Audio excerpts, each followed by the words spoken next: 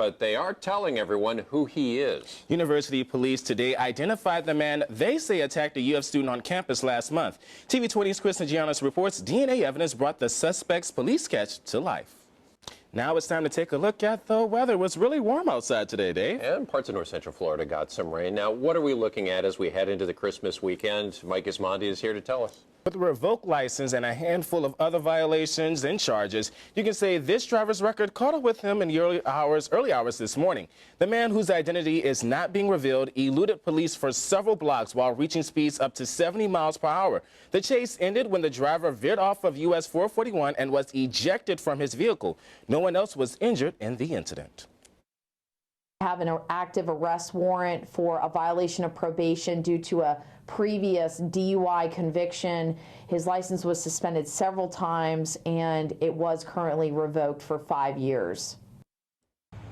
The driver's family has been notified and GPD officers are conducting a traffic homicide investigation. Airport officials say holiday air travel is expected to fall 11% from last year. Even with more drivers taking the roads for Christmas, there's still 260,000 Floridians in the skies. Officials from the Gainesville Regional Airport believe it won't follow the national trend because their ticket prices have remained the same compared to other places, and officials hope travelers will get to their locations comfortably. Actually, I hope it's just uneventful. I think people want easy travel. They expect hassles because it's busier. The good news is that there's no bad weather predicted for the Northeast, and that really gave us some curveballs. Almost 3 in 5 travelers said the economy has had no impact on travel plans or their finances have improved. There's a battle brewing at the state capitol over how tickets should be sold. Many professional sports teams and musicians are beginning to offer paperless tickets that are redeemable using the purchaser's credit card. Supporters say it's more convenient, but as Whitney Ray tells us, opponents say paperless tickets make it nearly impossible to resell. Supporters of paperless tickets say the method can help reduce scalping. It also helps customers keep from losing their tickets. A Florida homeowner has to deal with a car in her house. An unlicensed driver slammed into it, and as Caitlin Ross explains, this is the second time this has happened. We heard some tires skid, then bam, right into the house. Homeowner Nadine Thomas ran outside as soon as the car made impact and says she couldn't believe her eyes. I was so nervous I couldn't hardly talk. I went back in and called 911 and I was trembling. I couldn't hardly talk. She tried to calm the young driver down while fire rescue had to cut the passenger out of the car. Both escaped with only minor injuries. He's alive, and that's all that matters, you know. He's alive. The cleanup is likely to take some time, though. The driver of the car didn't have his license, and the car itself was not insured. The damage from the accident is visible both inside and outside the house. What's worse, it's not the first time it's happened. And this is the second time that done happened, not with this car. Another guy ran into the house before. She says 2 years ago, a different car slammed into her home in the same exact spot. Next time, if it happened again, it might knock the house down. That's Caitlin Ross reporting. We're back right after this. Stick around. This is the TV20 News at 11. With the Iowa caucuses just around the corner, there's still no clear frontrunner among the GOP candidates for president. Mary Snow reports. Now, the wives of the candidates are getting into the spotlight. We're used to seeing them by their husbands' sides. Now, the wives of the Republican presidential hopefuls are taking center stage in campaign ads, like this one called Character, where Ann Romney praises her longtime spouse, Mitt. And if you really want to know how a person will operate, look at how they've lived their life. And I think that's why it's so important to understand the character of a person.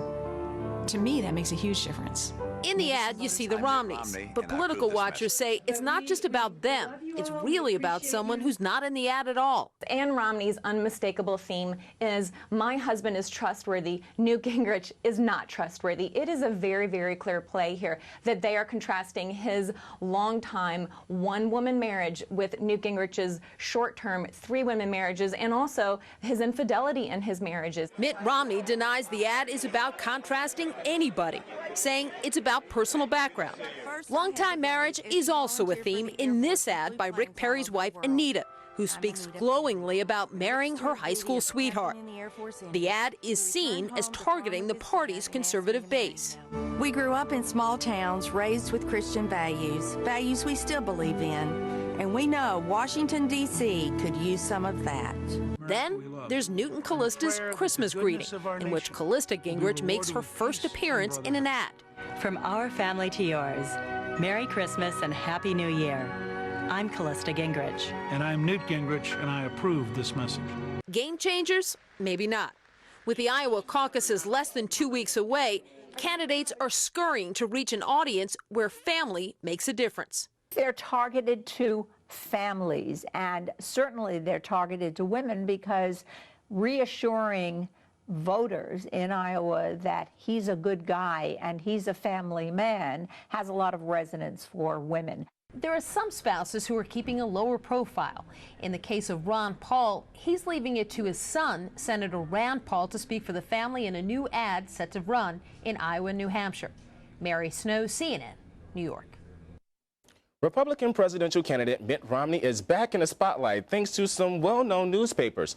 New Hampshire's union leader slammed Romney for what it called an arm's-length style of campaigning. The paper says he's doing events with scripted questions and giving well-rehearsed answers. And in Iowa, where the latest polls suggest Romney, Ron Paul, and Gingrich are tied for the lead, Romney is being singled out by Democrats. Vice President Joe Biden ridiculed Romney's vision of an opportunity society in an opinion essay in the Des Moines Register. Romney called the piece in the newspaper a Joe Biden gaffe. Someone had written an op-ed in the Des Moines Register attacking me and blaming me for the economy. And I thought, now who would have the chutzpah? There you go. Well, the delusion to imagine that I was responsible for the decline of this economy over the last 3 years, and it was none other than Vice President Joe Biden. And another gaffe, exactly right. And you wonder, in some respects, what fantasy land he lives in. Romney got better news from former President George H.W. Bush, who told a Texas newspaper he's the Republican Party's best choice.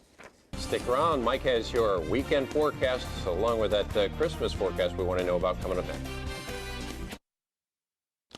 Christmas is right around the corner, but the Gator basketball team got an early gift before the holidays. A hard-earned victory against arch rival Florida State. It tasted better than eggnog. TV 20's Angelo Caruso is here to say the Gators may need that holiday refreshment to resupply all the energy they left out on the court.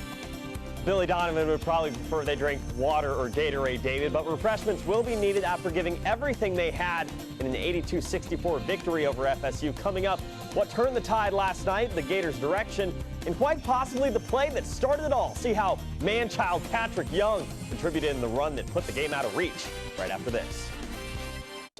Opponent. Gators going to get that first taste of the 12th man, it sounds like. Yeah, exactly. Okay, thanks, Angelo, very much. Well, that's all we have for the TV 20 News at 11. Thanks for watching, and Merry Christmas, everyone. 9 is next on TV 20. Good night.